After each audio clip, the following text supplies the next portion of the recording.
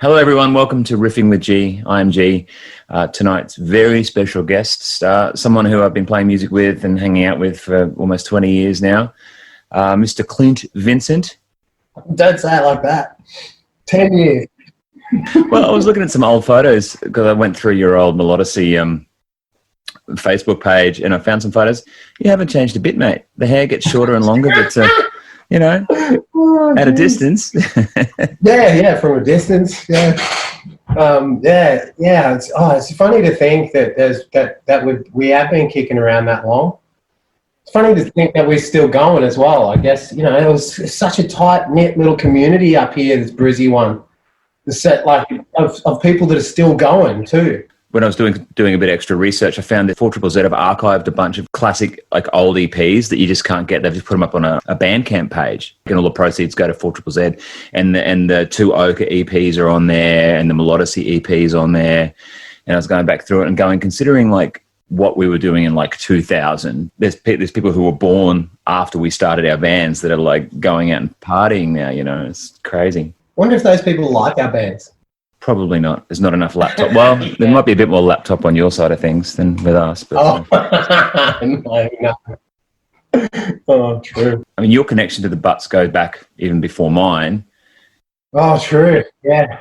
Do you remember when you first met those boys? I do. I remember the night even. I remember the night. The thing is, and if you asked maybe Benny or Kurt, it wouldn't be worth asking Clint because he was so drunk that night.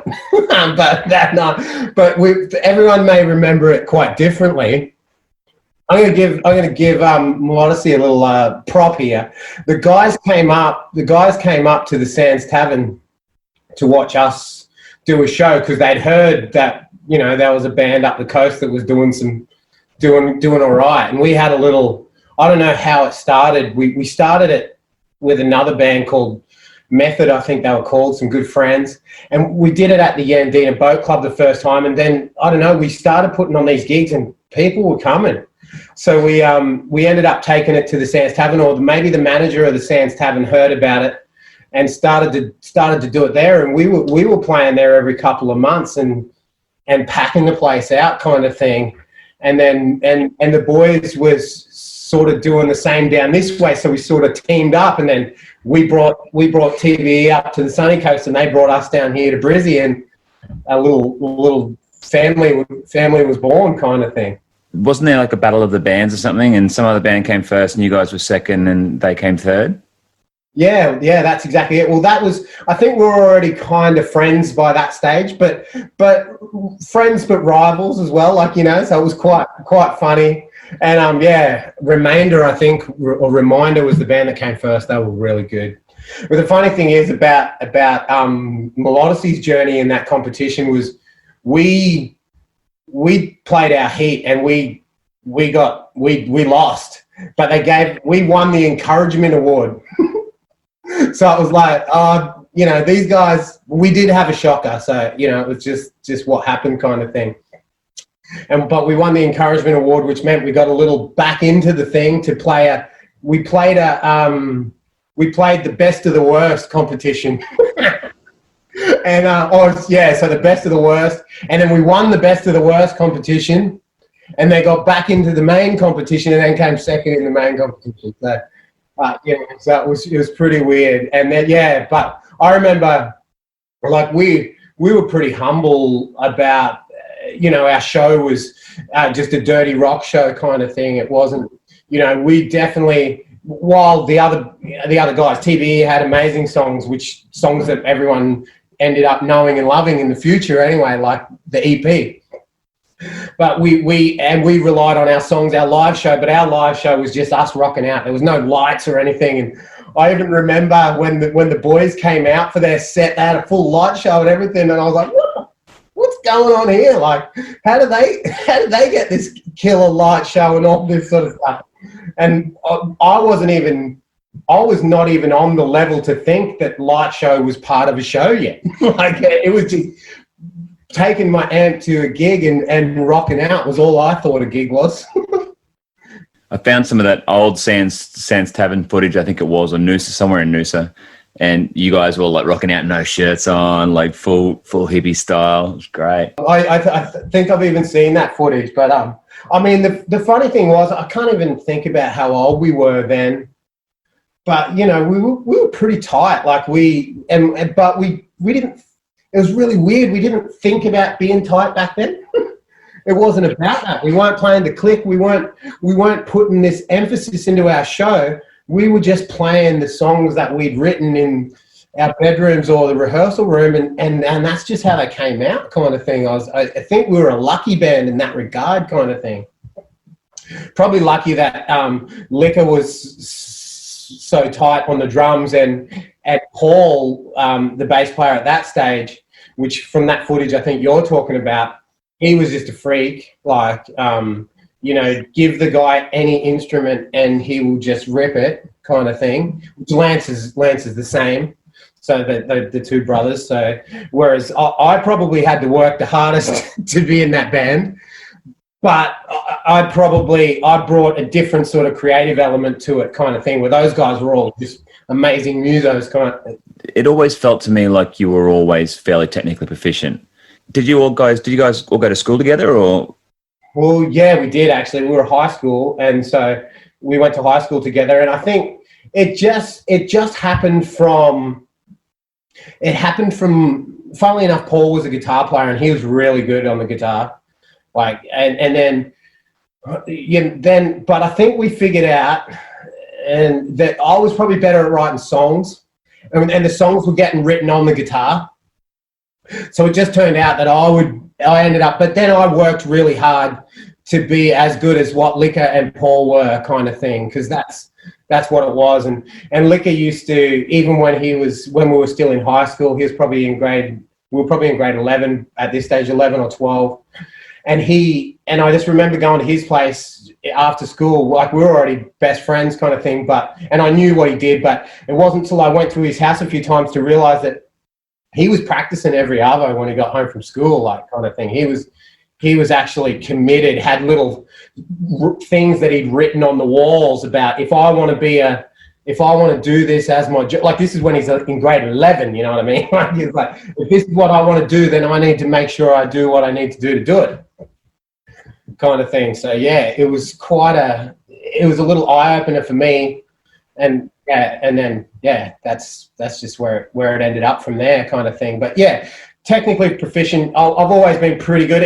Actually, I think it was a little bit later that I ended up doing the 3 hour a day thing, kind of thing. Like, it just was like the guitar wouldn't leave my hand. I think I remembered hearing things about, not that, the late great Eddie Van Halen, I love what he did, but he wasn't necessarily a huge influence. But I just remembered reading things about how while he was at home, his hands were never empty. You know, he always had a guitar in his hands. And I tried to adopt a little bit of that for a while. And yeah, which is funny to say because I probably haven't even picked up a guitar for a couple of months. But, well, just because I've been busy on working on other people's music, keyboard, and those sort of things. I haven't been writing as such. But yeah, but that's the thing. Like, and back in those days, yeah, that was like a big inspiration. Just reading up on people like that, you know, weren't even like I said, weren't huge influences on my playing, but influences on me musically all round, just by their inspiration, kind of, or you know, how they went about achieving what they wanted to do, kind of thing. I always felt like we were a little bit intimidated every time we'd be on bills together. It was always like that. We always seemed to be kind of like the least technically proficient. When you boil down like Cog and Carnival and you guys. It was kind of funny though, because even I remember after meeting, because I think at that stage too, the Sands Tavern days when we first started, we were trying to write shreddy music, and it wasn't actually until I met the Butterfly Effect, you guys, and realized how much, you know, you know, writing songs was far more important to me. And even the shift started happening when our first EP came out. Once we started hanging out with the guys, it was like, oh, okay, I've figured out a whole new thing from working with these. And funnily enough, it even changed again like a few years later after that, when Dead Letter Circus came along, when I wasn't in Dead Letter Circus and I heard what they were doing, it was like, oh my God, they're doing something totally different again here. Like there's songs, they're bringing a bit of the shred, but it's a different sort of shred. But it's different again. And yeah, Butterfly Effect taught me about songwriting, like big chords, chord changes, like I was all about writing riffs. And I, funnily enough, when I listened back to the riffs, somehow I incorporated chord changes in the riffs, which was weird. I don't know how it happened, because I wasn't thinking about that. I was just thinking about a riff. But Butterfly Effect taught me about how where a chord can land, which influences where a vocal can go and things like that. So, yeah, which it just propelled the songwriting element of what I was hoping to achieve for my bands. So much further along. So yeah, it was an interesting one. To go back in time a little bit, your brother Dan is also a muso. Did you grow up with music in the house? Was your dad into it? Your mum into it?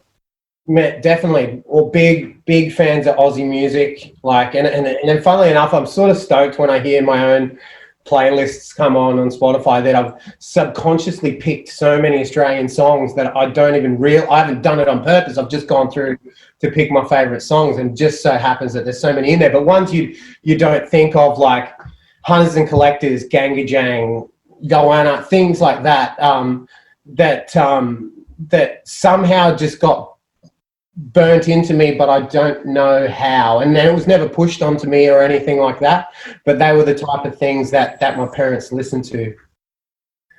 Yeah, Ed Cooper was another one I remember, like, and real, they were I don't know if they were listening to what Triple J is now, but maybe they were those sort of people and I didn't realize it, kind of thing, which turned me into what we came about. And my brother's very naturally gifted at music as well, which I'm not, funnily enough. I have to work hard to get it, whereas he was naturally gifted. And I think I remember the year that we got offered a choice of 3 Christmas presents. It was a mountain bike, a surfboard, or a guitar. And I chose the guitar, and Dan Boy chose the surfboard. No one chose the mountain bike, but that's where it all started for me. But I'd only just started playing guitar. Liquor, funnily enough, taught me my first song on the guitar. So he knew how to play. He had a guitar, and he taught me how to play Wild Thing, but not just the single string. He taught me the chord version. But I think he showed me how to play it, and then I was the type of person that was like, can I borrow your guitar? So he lived across the road. I took his guitar home that night and just until I could play it perfectly. And that's what type of person I was, sort of thing, at that stage. And it was like, it's like, and I should say the same about Paul, with the Melodicity days, he was a much better guitar player than I was. But I ended up going, cool, this is what I got to do to be the guitar player in this band. And then he was like, oh my God, okay, cool, I'll be the bass player. But I mean, he was a freak on whatever he picked up. But yeah, anyway, so that's how my music journey started, was from Luke showing me how to play the guitar, kind of thing. So. And it was more just hanging out with your mates and doing it, rather than, say, like an aha moment. There wasn't like a time, maybe it could be both, I guess, but when you heard, was there something specific that you heard that you went, this is what I want to do? Yeah, there probably was, and I'm embarrassed to say. It was Poison. It was Poison. bit of glam rock. But we would we would go to Luke's place, because Licker's mum was pretty cool, had pretty cool record collection. She had Guns N' Roses and Poison and a few other, Motley Crue and a few other things, kind of thing. So she was a bit more rocking kind of thing. And that got us started once we found those. And then yeah, so and that's where we started. But funnily enough, in the first band that I was in with Liquor, I was the singer and Paul was the guitar player. We had a different bass player. Liquor was still the drummer. And then it wasn't until we sort of we actually won a little battle of bands, a high school battle of bands when we were in grade 11, which was open to older kids too, so we were pretty stoked about that. And then, but then it was a couple of years after that, once we'd left school, that I switched to guitar kind of thing. So. And were you just doing like covers and things in the interim, or were you just like garage banding, or were you already writing songs by this point? We were still writing songs. So yeah, like as grade 11ers kind of thing. Like I think we might have played "Killing in the Name of" was the cover that we played, because you had to play one cover at this competition. But we were writing our own songs. And the funny thing about my musical journey is that I still don't really know any songs from start to finish that I haven't been involved with. I'm not a covers guy, and that's why I'm not a play you songs at a party kind of guy, because most of the songs that I've written or been a part of are written for a band as well. So my parts that I play aren't necessarily going to translate at a party or anything like that kind of thing. And the thing being is, if every now and then I've worked out a song while I'm jamming with people at a party or something like that, but don't really know how to rock it out. It has never been my thing. So, and I wished it was. I actually tried to for a bit, and then my brother just pointed out a couple of times, because I think it was at our friend's wedding, Julio and Sharon's wedding, where I was asked to play a couple of songs, and my brother was just like, "You don't hear them correctly," or something, you know. I was like trying to get me to play some songs. He's like, "That's supposed to be an F. You are playing, well, I don't know what you're playing there, but it's not the right thing." And that's where I realized I wasn't very good at learning things. I was definitely a better writer than I was a learner kind of thing. So, well, how do you go with being shown parts then? So do you think it's a deficiency in your ear, or do you think it's just it's an attention thing? Mate, I don't even know. I couldn't even say. But maybe it is a deficiency in the ear, because I'm never listening. This is what makes what I do with most of my bands is more of a somehow I've fallen into a producer role. It's because I'm never really listening to individual parts kind of thing, and maybe that's part of my thing. Kind of thing. But the funny thing is when I joined Dead Letter Circus, obviously I had to learn 10 songs. Oh yeah, of course. So that is the other side of it. But that was like, I had a task. I was given a job that was like, you got 3 weeks to know how to play these songs before we go to America, because my first tour was in America. And it was like, cool, that was my task. And you know what actually was probably a little saving grace from all that, is I was recovering from a broken wrist. I took my cast off. I had a broken wrist. I took my cast off a week earlier than the doctor recommended, just so I had 1 extra week of practice to before we were going. And I think I hadn't played guitar for a long time. I hadn't really done it. But also I wasn't learning songs. Say if you're learning covers, you're sitting there with the whole track. I was learning guitar parts that were isolated. I had sessions kind of thing, so it was a different thing. I had, because we were using the Axe effects, I actually got the Axe effects from Rob that had all the songs programmed into it, so I had all the sounds already. I had everything, so I was like, I had quite a leg up to learn it kind of thing. Yeah. Was Tom helping you through learning those tunes at the same time? He was a little bit, but he, once again, is that, and that's the thing with Dead Letter, is that no one's playing the same thing. No one in that band's playing the same thing at any one time. I think in the live show now, Palms and I join up for one riff in the whole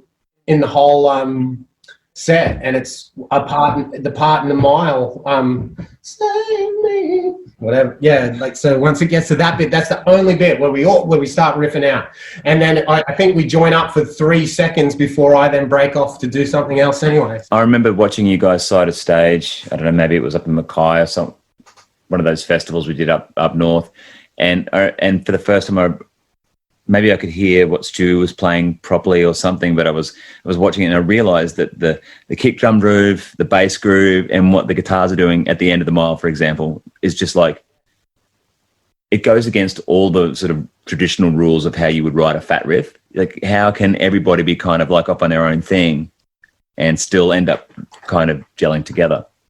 Well, that's what I revert back to when what we were talking about before was like, Melodicey was doing this thing where we were syncing up for everything, but we were syncing up in what was almost like a shreddy kind of way. That's how Melodicey would write. And then I met the Butterfly Effect, and then learned about big chords and chord progressions. And then once Dead Letter Circus came on the scene and we were writing, I'd heard some Dead Letter Circus demos while we were writing Melodicey's The Two Windows, and I was like, oh my God, how's this? Because I was still in riff land where the bass would follow the guitar quite often. And actually, the Two Windows actually broke us away from that, the Melodicey album, where we realized that the bass and the guitar don't need to do the same thing, kind of thing. And it was DLC that pointed that out to me, kind of thing. Whereas they took it to the level where not one instrument is doing the same thing, and then Kim's singing on the offbeat, and you know, it's just like, oh my God, that's, you know, they've taken it to a whole new, they've invented a new version of prog, I thought, at that stage, kind of thing. It wasn't necessarily shredding, but because everyone was playing something different, that's how it came together, kind of thing. So. Saying in the documentary that everybody has an opinion on everybody else's parts, and it made me sort of think, when you say that about the way that everything's sort of different, do you reckon that there's a process of like intentional construction? Are you taking a session and going, all right, we want to make sure that no one's playing the same things, or does it just happen that way? I don't think we're doing it. I don't think it's getting done on purpose by any means, but there is when we talk about everyone writes each other's parts, the funny thing is I don't even know where I actually, it's like I made up that phrase, but I don't think I did. I think someone else even actually said it. I think it was while Foz and I were having a conversation actually about it. Whereas I think it started back in the day of you know, with DLC, like everything went under the microscope, and it still does, and that's where that phrase comes from. Is that when we sit down and jam. We record every jam session, which most people do nowadays. You just have to. And then, but everyone, you know, your part won't be solidified until everyone has said that they like it. And then while we're in the pre-production phase, we might be jamming. And the funny thing is, if you're not getting pulled up in that jam, like if you're not getting any attention in the jam phase, it means you're kicking ass. Because no one has stopped you and gone, oh man, what you're doing there, you're close, but we need to tweak it, and that's just what it will do. So it really is a melting pot there of everyone. Like the guitar part that I have played in a song is the melting pot of everyone's ideas, kind of thing. But even if it's not everyone's ideas, if I've then taken it home and crafted out a part, it only is going on the record once everyone says it's going on the record. You know what I mean? Like I can't just say that's the part, stick it up your ass. But the funny thing is, it's been getting, and it's a weird process in the sense of, it's getting less and less of that as the albums are progressing. But I don't think it's because we're not picking on it. It's that people know what other people want to hear more now too. So we're getting into it. We've gone through this. You know, the sessions for, which was the documentary, the sessions for Aesthesis was the most creative period of my life. Loved it. Like we camped in that studio. We wrote the record in the studio, kind of thing, but from jamming as well. So Kim had his ideas, and then we would just sit there and jam on them. And I was running Pro Tools at that while we were doing it. So, and then we'd just be jamming, and we'd be jamming along. And if I heard something good, I'd quickly snap a marker in there. And then, you know, we'd jam for maybe sometimes up to an hour and a half, kind of thing, if just wherever it took us. And then we'd go back and I'll be like, Stewie, check out what you've done there. That sounds like the verse to me, kind of thing. or whatever, and you know, someone else might, or you know, we'd go through and you know, someone would just yell out, chuck a marker in there, then you know, just whatever the signal might be, yeah, you know, and or we'd all know too. I guess that's the awesome part of jamming, and then even. Yeah, so it was, but then, you know, not only are we looking out for each other's parts, that's the thing. So, and that's how it started. You know, I would be sifting through the sessions afterwards and trying to piece some bits together sometimes. Or if Kim had even just done some demos, he writes really good blocks of music that not necessarily can't sometimes tie them together. That's where I would come in, help tie it together, kind of thing. But yeah, I really enjoy that process now of us picking on each other. It's like you look forward to it. Yeah, you look forward to it. It pushes you to play something that you maybe didn't think of either. Yeah. I think sometimes Liquor gets a bit frustrated because everyone thinks they can play the drums.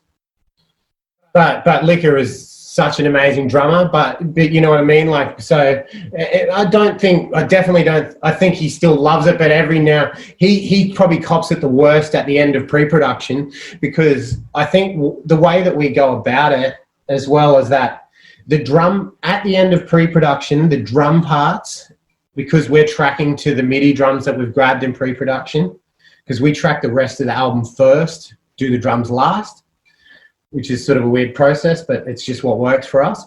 But at the end of pre-production, before we say songs are written, let's go and start tracking guitars, because then I usually go in first, and then Kim's working in parallel kind of thing, because our pre-production is us also getting the demos done so that everyone can be working on their bits while other people are working in the studio. So it's not like we'll do drums now do guitar, now do bass, this. It's like Liquor will take the drum parts, which we've all sat there at the end of pre-production and gone, that's the beat, oh, that's the beat, cool. And we'll lock in the beats with him so that it's just, he's not changing anything. He's taken the parts home. He might refine a bit here and there, but he's taken the parts home to just learn them so that when it comes to the studio, he's just smashing them out in a couple of takes. So then he's hitting at full intensity. He's not sitting there trying to figure out a beat while we're tracking. But the good thing about guitar is my parts only need to be 70% written because we can sit there tracking guitars and go and try some new things, because it's a different kettle of fish, I guess. Yeah. And Kim will be doing the same. So while I'm tracking guitar, he'll already be in with Barty last couple of times, just working on the vocal to the stems that we've laid in during the demo sessions. Do you ever find that there's a chance that you lose a bit of like vitality and energy by doing it in that capacity, like without kind of like working fast and working and going with the first ideas rather than sort of really editing stuff? Well, not real. Well, there's not really editing as such kind of thing. I think what I actually find is, which is interesting way to think about it, is that the say aesthesis, take that one for example.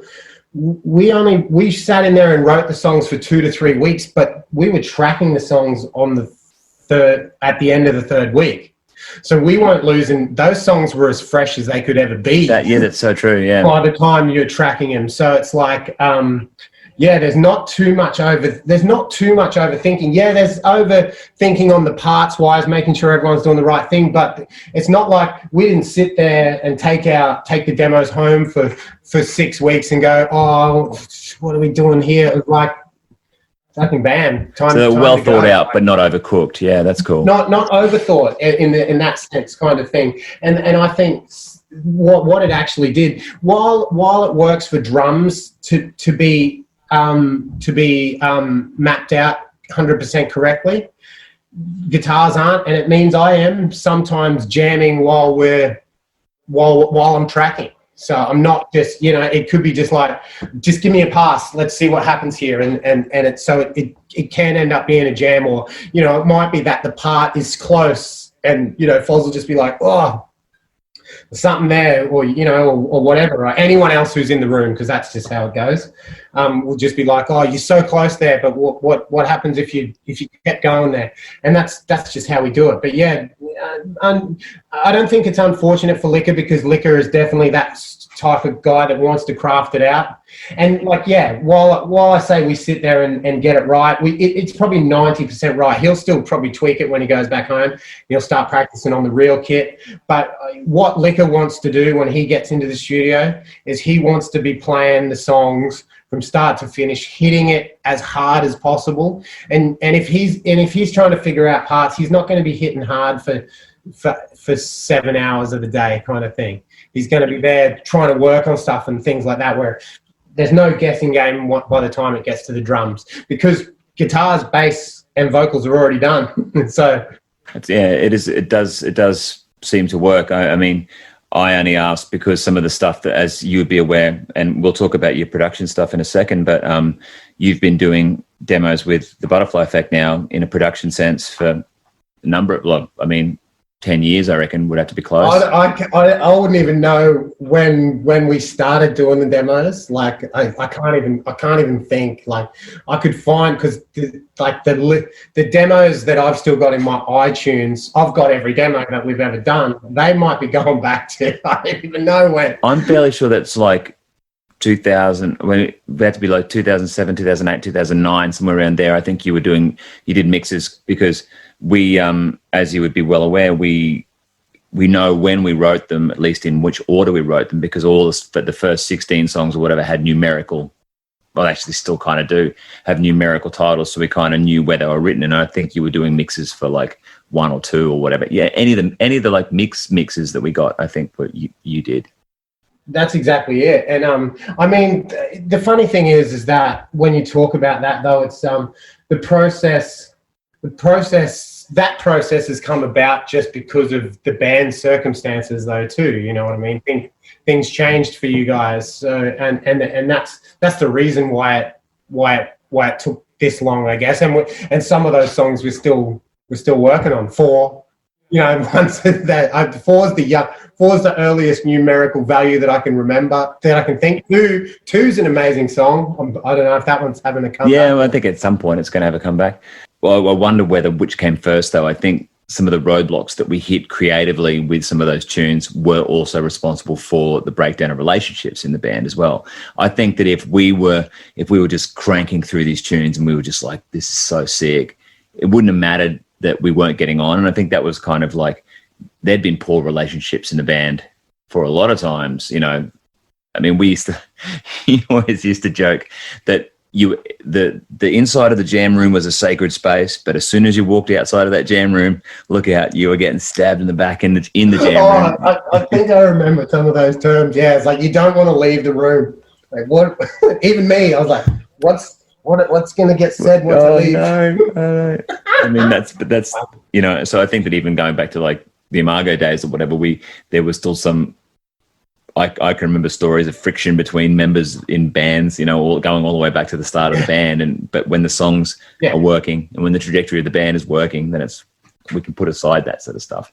But then when the songs start to suck, or not suck, but when the songs, when people start to disagree about where we're going and what we're doing. So yeah, true. I don't think like it's never ever all rainbows and lollipops, you know what I mean? There's got to be, it's a creative environment. Like what's if you all agreed, then it wouldn't be creative, would it? It'd just be following like, or whatever, you know what I mean? So tensions happen because of that, you know what I mean? Like I'm pretty sure that, back in the Melodicy days, I can't think of anyone being upset at anyone, but then when I think about that, it's probably because everyone was upset at me and I just didn't know about it because when I left the room that's when it happened.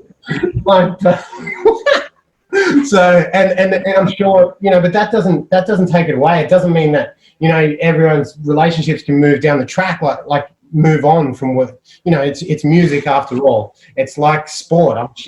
Football players almost punch on with each other when they're on the field, but I'm sure they'd probably have a barbecue with each other on the weekend, and that's totally fine. Like, and you know, that's our arena, the jam room. It's where you're not meant to, if you hold everything in and try to tread on eggshells and be nice to each other all day, then fucking wait for a shit album.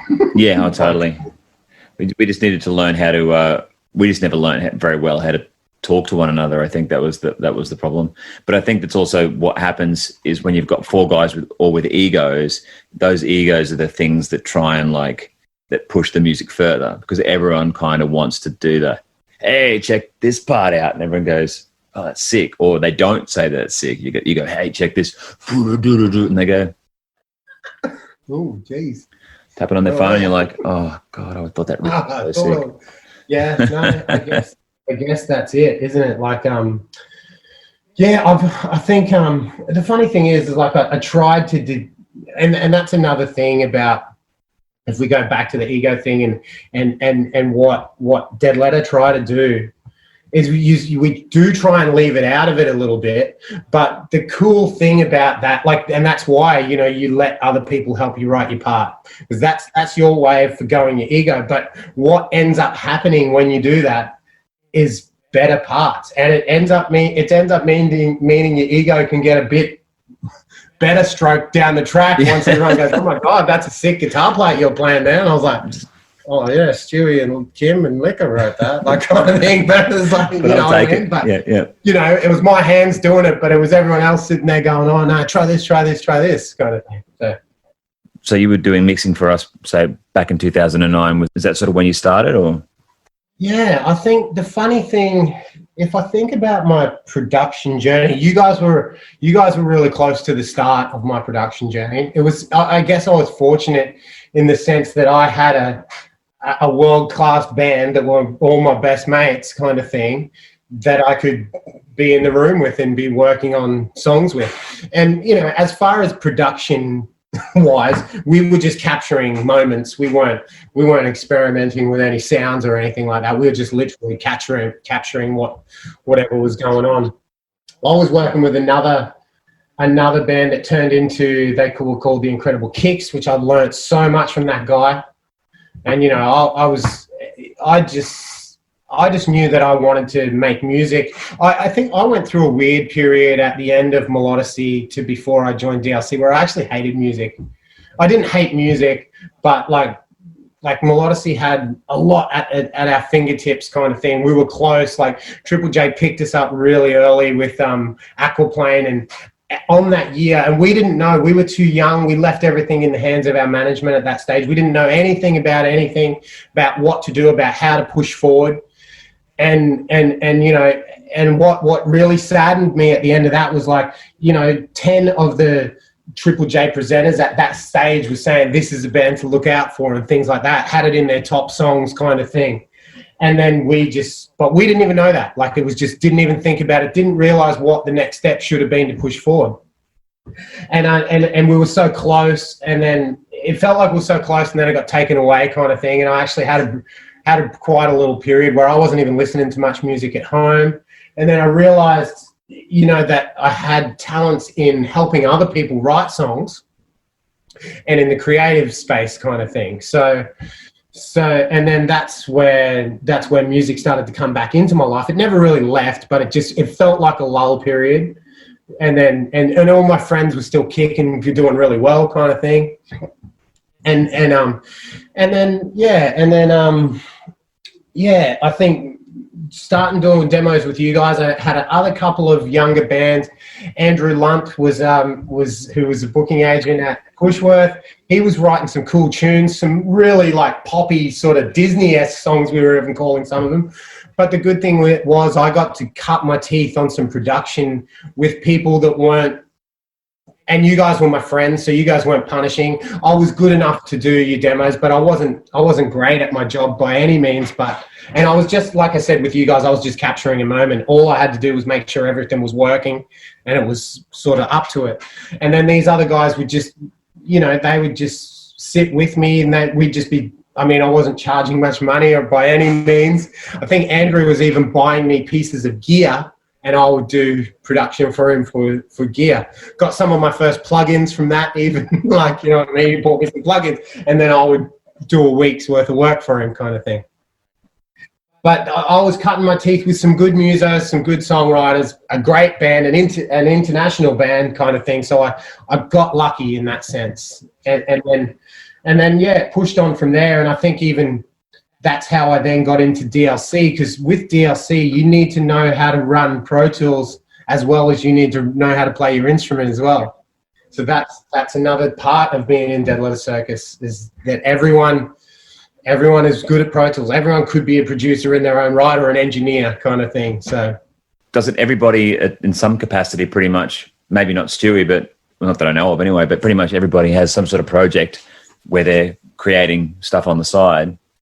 Exactly. Well, Stewie would be as well, and Stewie can write. Stewie can, you know, he's as good at Pro Tools as everyone else. He's very creative with what he can do in there. Like he's the type of guy that will just, he'll create great pads and synths and certain sort of sounds because he's a tweaker like that kind of thing. So, and that's just where it got into it. And then I was using Logic at that stage when I was doing your guys' demos, and then even when I joined DLC, and then I got got Pro Tools, and then I think I got good at Pro Tools very quickly because I had to. Have you got much on the go at the moment? So I'm still working with Masick. I've got another song from Old Haunts at the moment, and I love both those two bands. Like Masick is heavy, it's power groove metal, but that's what I grew up like. You know, Liquor and I started playing Pantera covers at parties. That's how we started. That's when I started playing guitar. That's what we were doing, which funnily enough goes back to covers then.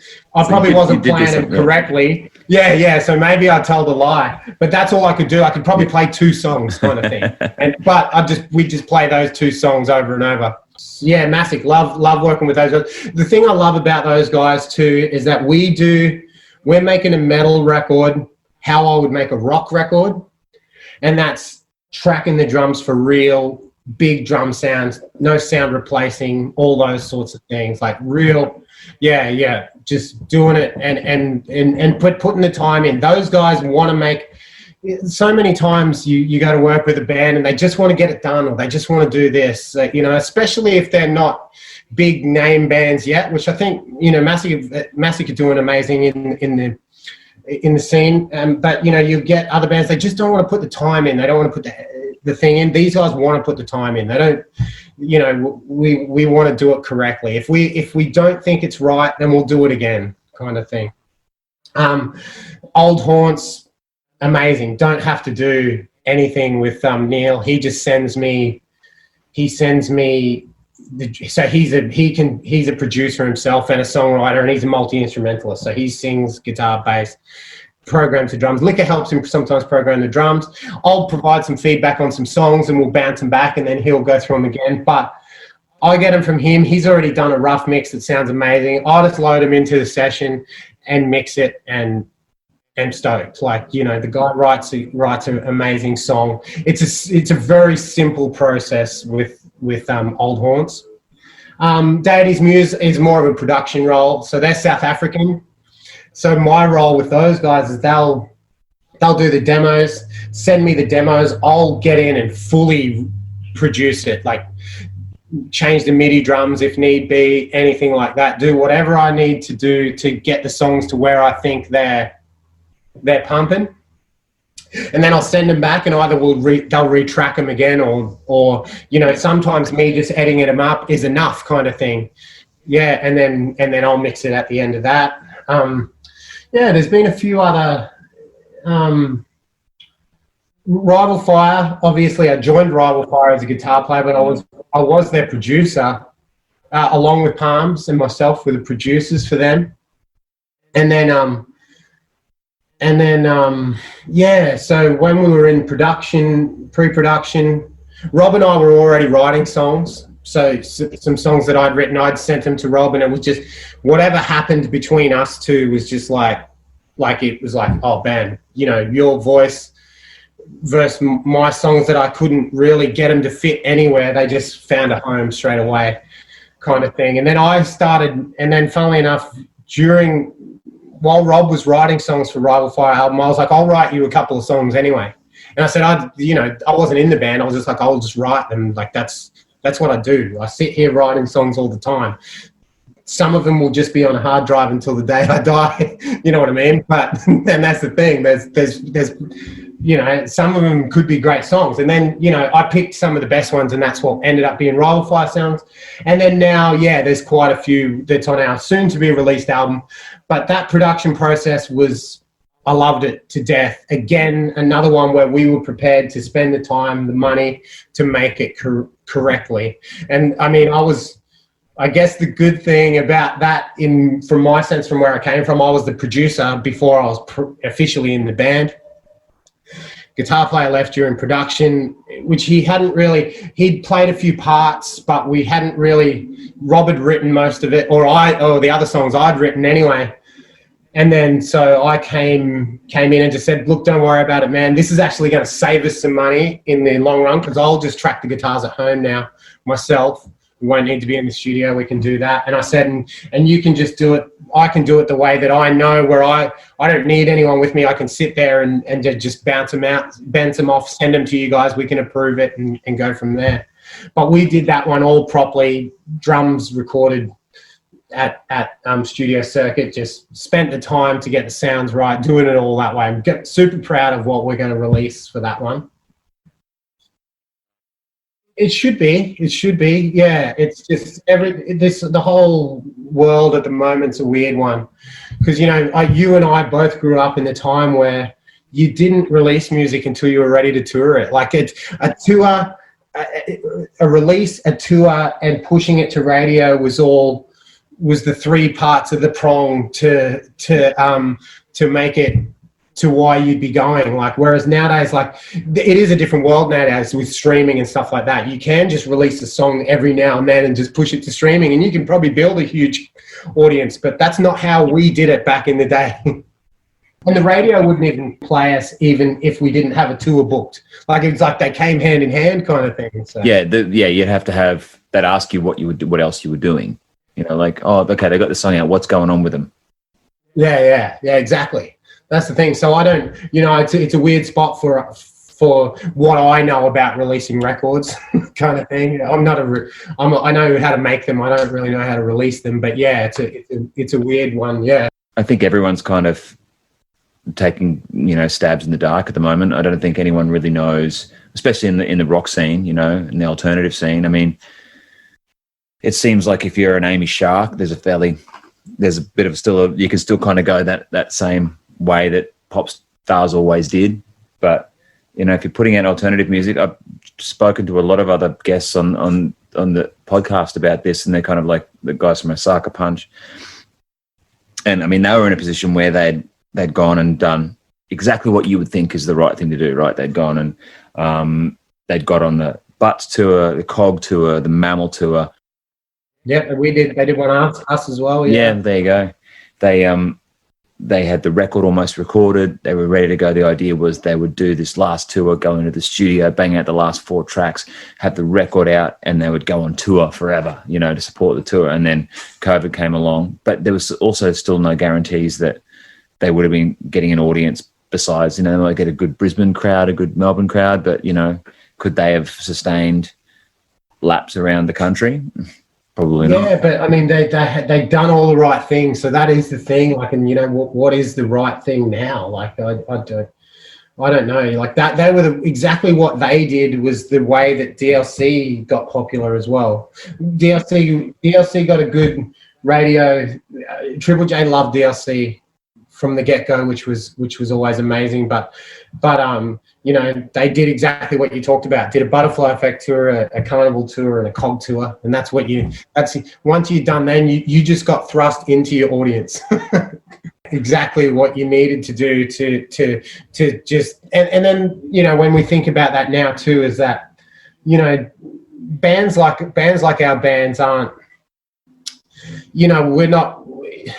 I think I'd like to say that we write great music. We're still writing good music, but we're not writing hip music for the kids. So we're not. But why people who love the Butterfly Effect love the Butterfly Effect. They'll be at your shows until you're too old to play the songs anymore. Same as Dead Letter Circus fans. Our numbers have never really dropped off. They got to a level that's where we're at. They're people who love us, you know what I mean, kind of thing. And that's, we're all lucky in that sense. But I don't think, I've been thinking about this because people have been asking me, you know, oh, you guys could do the reduced show here at the zoo or somewhere like that. And it's like, I just don't think we will be. I don't think Dead Letter Circus will be back to play a show until this is all done. Because the reality of the world is we couldn't afford to, because it's just not gonna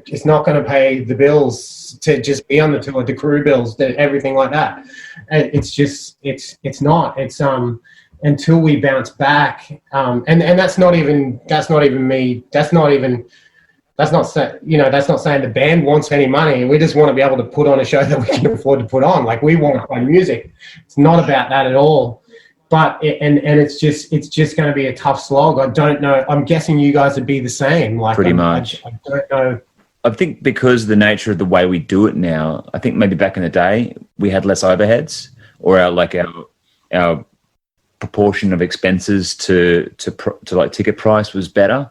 But because we all have other things going on in our lives now, we want to make sure that we don't go out with half-assed crew. We actually need to have nothing else go wrong with the show. The show has to, there's a standard of show that your Butterfly Effect fans are used to a standard of show.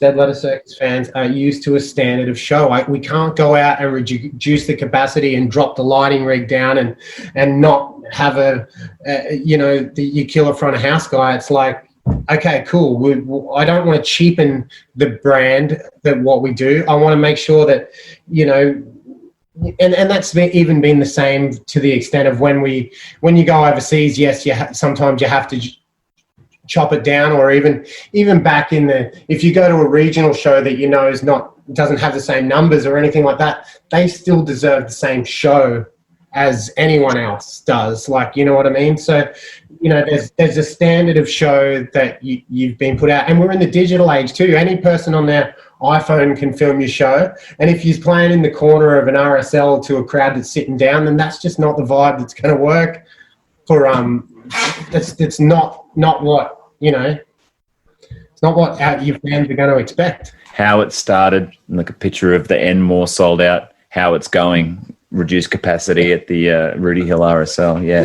Oh, wouldn't you? And imagine if it all crashed and burned and that was your last gig. It was like, oh, here's footage of DLC's last gig. Limping their way into obscurity. Yeah. If you search them on YouTube, you can see footage from the Roundhouse in Sydney next to whatever. Bam! Where'd it go wrong? Wasn't our fault. You guys sending ideas backwards and forwards at the moment? Not really. No, we're taking this break, and like you were saying, everyone's got lots going on. Palms has got lots of music going on, working with other artists. He's an amazing session guitar player. And lots of kids, not to mention. Pardon? And lots of kids, not to mention. Oh, yeah, true. Yeah. So do I. But, no, I've only got two. But that's the thing. I'm really enjoying working, and not to say I can't wait till we do some more Dead Letter Circus, but I think everyone's enjoying a little break. It's like the break, a break got forced upon us, but it sort of came at the expense of the world. It came at the right time for the band. We needed a little getaway. But everyone's got music going on. That's the thing. Like, Liquor is killing it. Writing, I don't even know what the right term is, so I'd hate to offend, but it's what is it? I thought it was like trance, but it's trance. Yes, yeah. But it'd be progressive trance. Like, yeah, but it's awesome. The guy's amazing, and I just love that Liquor just became so amazing at this, because he was the guy that you'd have to show him how to cut and paste. Like he was the least proficient at Pro Tools, and now he probably is going to be running it next time we get in the studio. I'll just get to play guitar. Well, I think the best compliment is that when your mate does something like that, it actually sounds right. It actually sounds like a trance artist is doing it, and you're like, oh man, the guy is really, really good at it. Like, and then it's just testament to, and this is Liquor that I've known forever.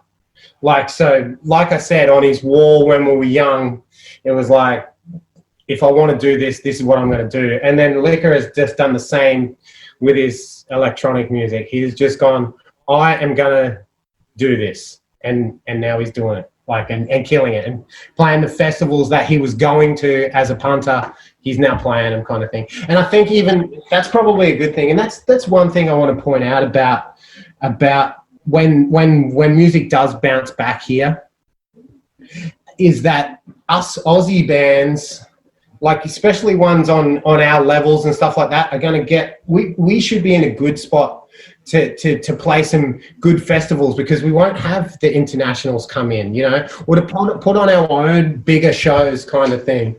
You know what I mean? It shouldn't, you know, people will, hopefully the crowds will go, look, I'm not going to get to see Deftones this year for, you know, so, you know, we should go and support the Butterfly Effect and those bands that are still bringing heavy music to, you know, to us, kind of thing. So it could be a good thing. And yeah, exactly. Go see a live show and support us. Same as your Uber Eats app says, support your local restaurants, support your local metal bands, rock bands. And same for Liquor and his music, is that he's getting to play these festivals that he would have only got to, but no internationals are playing them. They're focusing in on Australian talent that they're realizing is some of the best in the world anyway.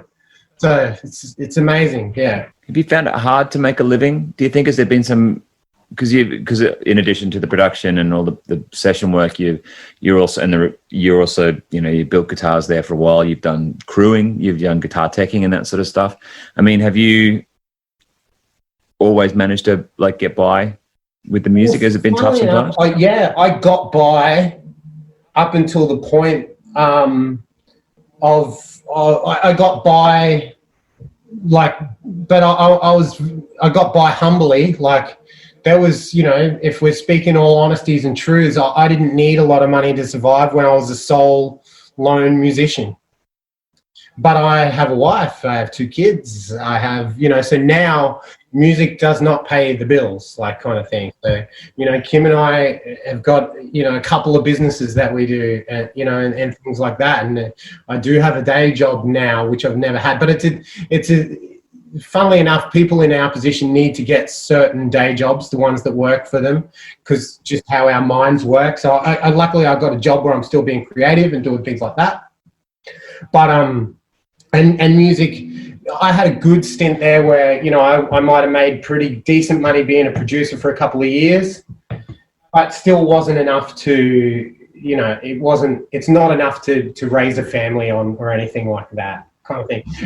But that's also another reason maybe I could have just focused in on going, cool, I'm going to be a producer and that's it. And maybe I could have, but I'm also into bands. I'm also, you know what I mean? I'm also helping my friends write music and things like that. It's not, I can't just go down the one path and focus in on it, kind of thing. I've always got my fingers in 20 musical pies, kind of thing. So yeah, exactly. That's it. But I don't expect, I've got no illusions of being rich from playing music anymore. Kind of thing. I definitely, but one thing I will say, and that's something that I'm very proud of, is that, like, when I think about my musical legacy, if I could lay out all the CDs that I've been part of, or that, even, you know, ones that I've done with you guys, demos that I've been part of even back in the day with you guys, with everyone, you know, I got a lot to be thankful for about my musical journey, that's for sure.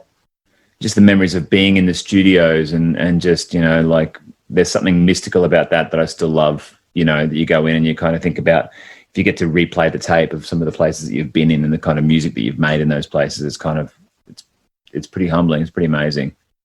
It is like, and that's the thing. I can never take it for granted that there's 1,000, if not tens of thousands of people. I feel like there's a place where I want to be at with my music. And you know, yeah, it would have been great to have made some, you know, that it was a living that could have been sustained.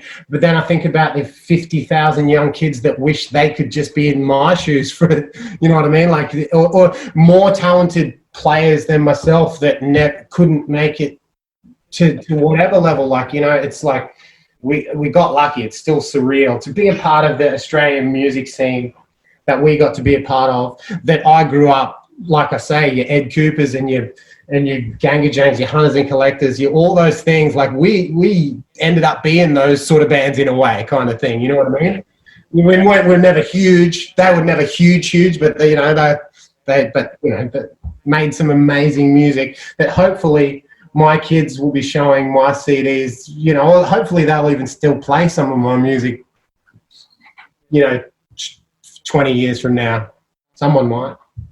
Triple Z might. But see, that's the other thing for me, is that you have to kind of make that there comes that junction where you either have to look at getting a day job or you have to do the covers thing as well. I think because you were never really into the covers thing, I still managed to make my living from that, and it doesn't break my heart very often. Sometimes I do get a bit bummed by it and wish that I did have a day job and music could just be something that I did for creative outlet. But you know, still, again, it's still predicated on working, like getting paid for doing a job, a gig. You know, the gig economy.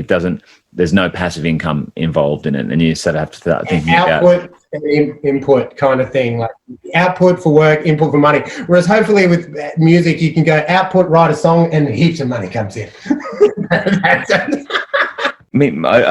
feel like I'll be okay to be still doing RSLs when I'm 65, but maybe I really don't want to. You know, maybe I really won't want to have to play 3 nights a week in pubs at that point. You know, maybe I'd like to be able to just live off the fruits of my labour in some capacity. I don't really know.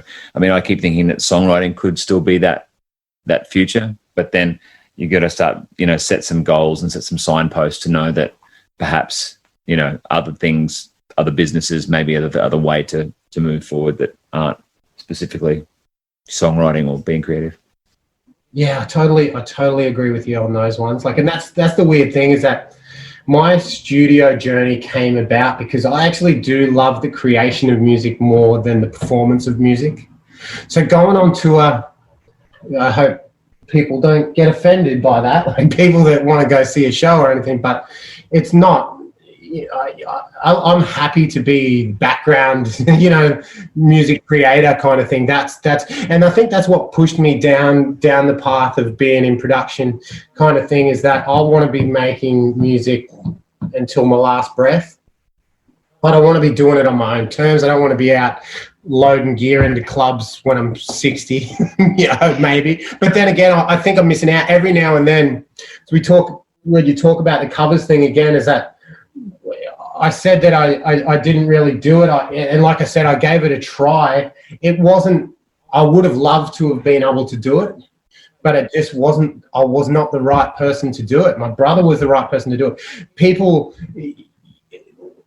like you mentioned before, that I seem like I'm technically proficient and those sorts of things, but I can only do what I know how to do. That's just what, I don't actually...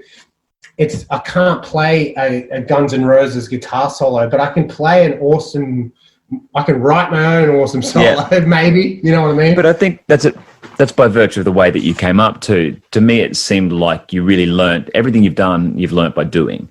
You've kind of surrounded yourself with people, and you weren't very good to begin with, and you just did it. And you just learnt the things that you needed to do along the way to get good enough to be able to like do that next thing. And then, you know, the next thing came along and you just kind of started doing it. And, you know, eventually you've kind of evolved into the position, you know, you're perfectly suited for the jobs that you do because you evolved to fit those. That's why you would get me to do them. You know what I mean? That's the thing. And that's why I wouldn't be a session guitar player for certain things where like Palms can do anything. You know, he can play any song you want. Whereas if you're going to get me to play on your record, you know what you're going to get. Like, and it might not be what you wanted, like, you know, or you wouldn't have even asked me if you didn't want what I was going to do, kind of thing. I guess that's the point of it. But yeah, and then, but the funny thing about the covers thing is I do get jealous like that. My friends are out there playing music. Like, that's the thing. It wasn't from lack of trying. It wasn't from that sort of thing. It's just, and I wanted music to be the way that I made my living. Like, I did want it to be, and covers would have been the way, would have been the way to guarantee that kind of thing. But I wasn't cut out for it. I don't know what it was, you know. So I think it's a grass is greener thing, man. I feel envious of people like you and Brenton from Osaka, and people who have just never found never got to that place and never sort of needed to. I mean, I sometimes it's that whole thing of when your job is your hobby, that sometimes your job starts to, the energy that you have a certain amount of energy for music every week, and if you lose 3 or 4 days a week of it playing to other people and playing other people's songs, sometimes you're like, you don't have enough left for yourself. Like, I wrote a lot of songs. I wrote 30 songs in lockdown. I finished 30 songs in lockdown because I didn't have anything else going on. And now that I'm back playing, even I'm only playing 1 or 2 a week, because there's still cancellations and things, it's still enough to, like, and then of course doing all this sort of side stuff as well, which is kind of indirectly related to that. It's about trying to also build a brand around what I'm doing, so that I can sort of extend that brand to my original music. So people, you come for the podcast and stay for the tunes. Stay for the love. Yeah. Oh yeah, no, that's a good way to think about it. Yeah, I just it's really funny because, like, you know, you say when your hobby becomes your job. It's like, sometimes, funnily enough, when I think about it, and this has got nothing to do with my current artists that I'm just enjoying, loving every moment of work. Can't wait for them to send me a song to mix or something like that. But I also, you know, there has been times where it's felt like a job again, and I can't even get motivated to do the thing that I was doing for free. Like, I would sit there and mix songs for people for free because I was learning how to do it and I really wanted to do it, and that's it. And then at some stage down the track, even once you're getting paid, it's like, how did this is exactly what I wanted. As soon as you started getting paid for it, it turned into a job. And like, you know, and it's a weird one. Yeah, no, but it's not. That's not got anything to do with you know, anyone. It's just a personal thing. I think also what happens is, like, I got my moments, you know, I got my moments to be creative nowadays. You know, I do have to pick my moments. My kids are priority one. Family and kids are priority one. So, and I'm very hands-on because my wife has an amazing job. She has, and you know, is following her career, which you know, I've got to live my career, like, kind of thing. She's going for it. And my creative time is limited nowadays, kind of thing. So, and then most of my creative time is put in. I've had this dream of doing. I've got so many songs that I've got this dream of doing either a prog record or not even a proggy record, but just with the amount of proggy people that are in my circle, I want to do a compilation where I would write all the music at first and get all my friends that are amazing singers to come sing. I know so many amazing singers. It'd be awesome. And you know, I have this dream to do it, but when I come down here for my creative moment to get started, I just can't get started. It's a weird one. Like, I you know, and then I'll end up sifting through and I'll find the song, a couple of the ones where I started, and then I'll be like, all right, cool, that's my creative period done. I better get to, I've got people's songs, other people's songs, clients' songs to work on. I need to get into that kind of thing. So, yeah, people have been asking me lately, what have you done of your own lately? And like I said earlier, I was like, I picked up the guitar, the acoustic, to play some for my littlest the other day. It was the first time without a lie, word of a lie, it'd be the first time I picked it up in 2 months. Yeah, kind of thing. It's just, that's what that's what happened. Like, but like I said, I'm still being super creative. It's just on a keyboard, on a listening to my monitors, helping out, cutting, working on other people's songs, kind of thing. It's actually probably a little bit of a word of a lie. I think I might have, for a couple of Deity's Muse songs, I often just play a couple of parts in here and there. It just makes it easier, like just transitions, because we're working on the songs, I'll probably play a part in, but like I might play a part quickly. I did a guitar part for Massic as well, and it's just easier for me to just do it, show them the idea, and I'll go, look, you guys can just leave that in there if you want, or someone else can replay something. A lot of times they're just like, sounds fucking amazing, let's do it. You've got your family. Do you do anything else besides those, spending time with those guys, like for fun? Do you play sport or have any other hobbies?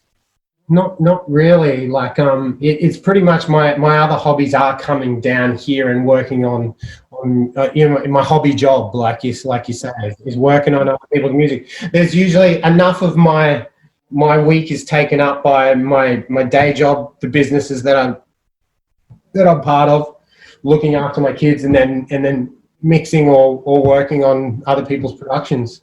People emailing you going, where's that?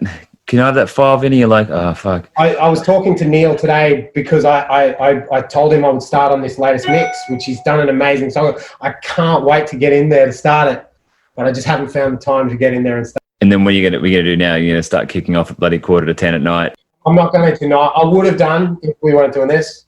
But also, I think I'm heading back in with you guys next week as well. So my creative juices are still getting stimulated. They're just not from me playing as much, kind of thing. That's perfect. Yeah, I've just started renting a small project studio here just in Marrickville. I'm going to start trying to do a bit more of that. Start to spend a bit of time doing personal stuff, but also like maybe trying to get a few little, even just songwriting partnerships. I don't think my production chops are quite up to scratch to like record anybody, but I could probably just do the same thing that you were doing and just get some local bands or whatever. There's the soundproof room downstairs and whatever, drum kit set up, so you can always just start doing bits and pieces. It'd be a great way to start it. A lot of the times, I was doing a bit of session work, so people would just send me songs and I would just play guitar on them, and that helped me get my chops. Writing is the best way to get your chops up as well, like when you for Pro Tools and things like that. Yeah, but the good thing is as well, I got approached the other day. I don't know if I should talk about it just yet, but someone approached me about collaborating on some songwriting, which I think that is the future as well for a lot of us, kind of thing. Like we do have a lot to offer us old dogs, you know what I mean? Like, there's and so, and I've always wanted to do more of it, but just, most of the time I'm collaborating with people in my band. Whereas, and then someone, and a couple of times I have collaborated just that way. That's how Rob and I started doing it. Someone else just contacted me. There's been a few other things, but I'm hoping I can get more of that, because I really do appreciate that. It won't be a job, that one. It'll just be creative. Here we go. Let's bounce some things, see what comes out, kind of thing. Well, I get to do a few weddings that are there's this wedding company that puts bands together. So most weekends I'm like jumping in, and sometimes I'm doing the guitar vocal job, or sometimes I'm just playing bass. But sometimes I'm doing duo work, and there's always a lot of other singers and a lot of other players involved in those gigs, and sort of I'm using that, sort of poaching each of those. And every time I do a duo gig, for example, with a female singer, I'm like, let's get in and do a session together, and let's see what we can do. And also other musos that are established as well, It's actually a good idea. It just gave me a little idea about how it would be cool to have a little hub like that, like someone who's more just the organizer of it, but they're just going, oh cool, I'm going to pair G up with this guy this weekend because I know what these people want, and let's see what happens. I mean, that's probably more on the gig sense, but I wonder if, creatively, like we don't do it enough. Like other hip hop artists work with other people.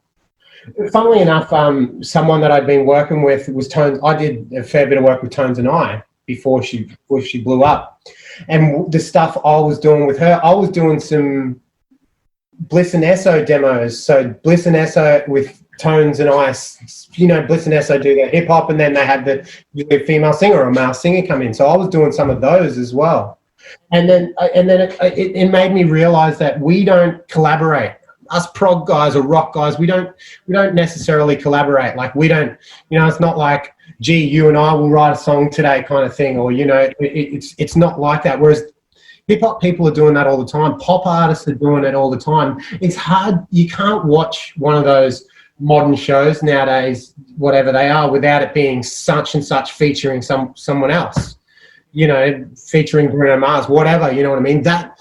It's in that community. It'd be almost cool to think about all the awesome musos that we know, like the Pool, if you could think of it as a pool, and just go, cool, like let's get these two together today.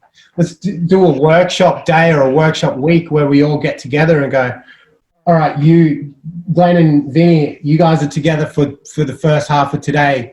What are you going to come up with? Well, that's it. I mean, to get everyone we know, do it at Studio Circuit, do it over a week or a long weekend, Friday, Saturday, Sunday, Monday. And then you just get the different pairs and you just half a day, and then everyone has to come up with a song or a riff or an idea, and you see what you come up with. It'd be fabulous. It would be amazing. I don't think Studio Circuit's the right. There's not enough. It's where you track the final product, but there's not enough working areas at that place. That's why Loose Stones was an amazing studio in the sense of there was 4 plus upstairs. There was 4 rooms you could be working on separate things at. Where at Studio Circuit, you're either in the room. I mean, you could split it up so that people were writing in the control room, people were writing in the live room, and people were writing outside maybe or something like that. But yeah, anyway, there is definitely studios you could do it. There's other places you could do it. You could rent a, you could even just do it at where you guys are if you booked all the rooms out for yeah, most of them are probably permanent rooms, but it'd actually be a real great idea. But you'd have to throw in. We've got a real tight knit community, obviously, with our friends, your cogs, us. We'd have to bring people in that. We'd have to bring in your DZs or a few other ones that we're not used to. Like Skegs or whoever, and just people that aren't necessarily part of our crew that might, we could see what comes up with in that. The younger crew. I remember, Red Hook or. I mean, I don't know, those sort of bands that are coming up that probably definitely will think of us as grandpas, but are also into the same sort of music, have the same sort of background in music. Yes, it's an interesting one. Like I feel like, yeah, and it all does come back to that we don't collaborate as much like that. You know what I mean? Like we're very much in our bubbles. That's the thing. It'd be a challenge to break out, but I think something awesome could come from it. It's just because traditionally the model, I guess it's the Led Zeppelin model or the Beatles model, is that you don't write with other people. It's just you and the 3 or 4 other guys in your band, and you sort of live and die on whether you write good tunes in that band, And then when they break out of that band, they just do solo stuff. It's like, I'm not working with those guys anymore, but I'm not working with any guys anymore. Yeah, well, the reason why that band was successful was because of me. Yeah. They're nothing without me. It's a competition then to see who has the most success post the breakup. Yeah, and I don't think any of us have really had great success outside of our paradigms. I was thinking about it the other day. Like, there's something very, you said that before about you're not aware at the time when the planets are aligning in the way that they do, and they don't happen very often. I remember was that the Getaway Plan, maybe it was one of those bands, and they were right at their peak. They just released, they had a big single, and they broke up, and the singer went off to do a project with his girlfriend. And I remember them being quite young and just thinking, oh, you don't know what you've got. You don't know what's right here at this. You don't realize how hard it is to get this in the first place. And you probably, if you let it go now, you probably won't get back here. And they never did. They reformed again, recently, but. Yeah, true. I mean, the funny thing is I've said this a few times, and the whole melodicy journey for me, I didn't get to appreciate any part of it. I think mainly because I was almost the manager, the every part of it. I was always looking to where we weren't yet. And even when we were doing well, like we weren't huge by any means, but we were doing okay, enough that many bands would want to be doing the same. I was still looking forward to what the next step was, and I missed the moment. I missed the moment of Modesty, unfortunately, really did. But at the very early stages, I was in the moment. But then once we started to get some momentum, I was looking forward to the whole time, and got to take a step back and go, cool, we're on tour in wherever we are right now. Tamworth. Yes. I didn't miss that moment. I know you're a busy guy, and we've been going for over an hour. I always like to ask a couple of things at the end. If you've got a podcast or a book or a YouTube channel that you watch regularly, like it can be music or it can be for like current affairs or whatever else you get into on the side besides music. Yeah, I listen to. Funnily enough, I listen to audiobooks. And I haven't listened to them as much recently. But I like fantasy audiobooks were like, I'm a huge Harry Potter fan, funnily enough. Yes. And Game of Thrones books, all those, done all the audiobooks for them. I like, funnily enough, a guilty pleasure is true crime podcasts. Why? I just like the history of, it's pretty macabre actually to think about, but just ones that you haven't heard about, I don't know what it is about. I think it's just my longing to be a psychologist probably, and just understanding how some people can just go a certain path that is so far from my own, like, kind of thing.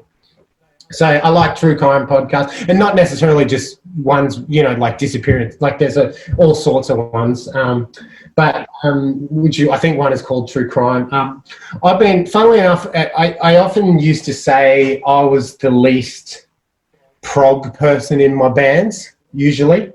But funnily enough, I've been finding new music on Spotify. I was so anti-Spotify for so long too. And like a lot of us musos are going to say, they don't pay us enough, blah, blah, blah, which is correct. But I fucking love Spotify as a punter. Like as a Spotify punt, like I put on one song from someone I like and it shows me 20 songs that are similar, people that I've never heard of that I just love now, kind of thing. Because I'm the type of guy that you've heard this. If I program you a playlist, you've heard them. They're all hits. You'll be like, oh my God, I haven't heard that song for ages, but what a banger, kind of thing. But I've been expanding my musical horizons by listening to more obscure stuff. I've found some of the best songs ever, and they've got the less than 1,000 plays on it. And I'm like, how the hell has this guy got less than 1,000 plays? This is one of the best songs I've ever heard, kind of thing. I found a prog band the other day called they're actually a metal band, but they've done one prog song because they had a guest singer, and it's like one of the best prog songs I've ever heard. I'm like, oh my God, this is phenomenal. Like, and just things like, and then I go to their thing thinking, oh my God, these guys must be huge. I'm like, oh my God, they got 69 followers, and you know what I mean? Like, it's like, it is amazing in that regard. I mean, I think that the general consensus seems to be anyway, is that you use Spotify as a music discovery service, and then once you find, because it's unparalleled to find new music, and then once you find those bands that you love, go support them at their Bandcamp page, or their, at least go like their social media and kind of support them in that way. If they come to a show, if they do a show or whatever, come to their show. But Spotify's not going away either. No, definitely not. Like we can whinge about it all we want, but it's too good for as a punter, kind of thing. But then again, like exactly like you say, is I'm looking at I've found a song that I think is one of the greatest prog songs ever, and those poor guys are probably on the verge of not making any more music because they're like, oh my God, we're trying so hard, we got less than 1,000 plays. It's like no one gives a shit. You know what I mean? Whereas, that's what it's like. yeah, reach out, let them know. You know, unfortunately, most of these bands I will never get to see a show because they're in different countries or whatever. Hopefully I will. But same sort of thing. Like, you know, you've got to support musos however you can nowadays, and our crewmates, obviously. Yeah, but I mean, back to your question. Other than that, I can't really think of anything else. Like, I'm getting. Like I said, there's lots of things. My time is so limited nowadays. I literally put my podcast in to go to sleep. That's what I do, or my audiobooks. And usually I don't make it very far. I fall asleep. You just had a yawn there, but that's the thing. Yeah, it's discovering new things has been music. I haven't got into anything else. I don't find sitting down to read a book is something I would love to be able to do, but I haven't. My podcast things and my audiobooks came about from when I was doing big commutes, and that was the only way I could actually get them in. And the final and most important question: the best riff of all time, or at least, you know, narrow the field down a little bit. You're a riff guy. They're going to be weird ones. They're going to be like either Muse, Stockholm Syndrome. First time I heard that was like, oh my God. You know, I grew up, Pantera was what I cut my teeth on, kind of thing. I couldn't even just pick one riff from there. Rage Against the Machine as well, like, you know, but it's going to be more something like Know Your Enemy was the one for me. I programmed that on my Nokia phone back in the day because I class that as one of the greatest riffs of all time. You know, licks. We got to think about Jeff Buckley's Grace Lick or something like that, or, you know, but that's a lick. I don't think you're going to call that a riff, but yeah, it's probably going to be a Pantera, like I think riff wise, I'm going to be thinking like an Unbroken or 5 Minutes Alone. One of those two. Rage Against the Machines. Know Your Enemy, and then Stockholm Syndrome, Muse, which was different for me, being that I was a bit more of a metalhead, but then I was hearing alternative / indie bands. You would have thought they might have been called when they first started playing heavy riffs. I was like, oh, this is a totally different version of riffing that I've never heard before. See, the sneaky thing about Stockholm Syndrome is I think that the intro riff is not actually the best riff in the whole song. The best riff is the outro riff, yeah. That is a good riff. What about your riff in Isles of Wight, buddy? Yeah, well, that is a killer riff, I will Pretty cool. say. Oh, that's nice. Thank you. I feel... Yeah. I'm a big fan of chromatic. I don't even know if that one's technically proper chromatic. It starts with the whole step and then it has like a little chromatic rundown. Well, thank you, Vinny. It's been very enlightening. We've danced around from the past to the future, and true. Great. I talk a lot when it comes to music. I hope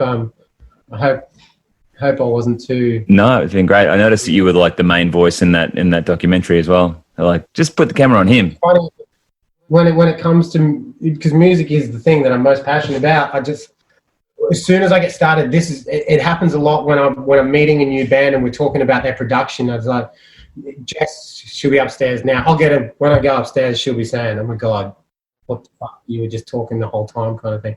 That's just what happens. When I start talking about music, when Neil, the guy I've been working with, when I'm talking to him on the phone, we just tangent on for an hour, and then we go, "Oh my fucking God, have we really been talking?" We've got to go. That's the way it should be. It was always like that at high school for me. That's when I first got into music. It was just like that's all we ever talked about. Yeah. Now, that's how Benny and I became really close. Was we would talk about music for friggin' hours and listen to your guys' demos for hours and talk about them. Yeah, that's awesome. All right, thanks, Vinny. Hang on the line for a bit, and we'll have a bit of a chat. But thanks, mate.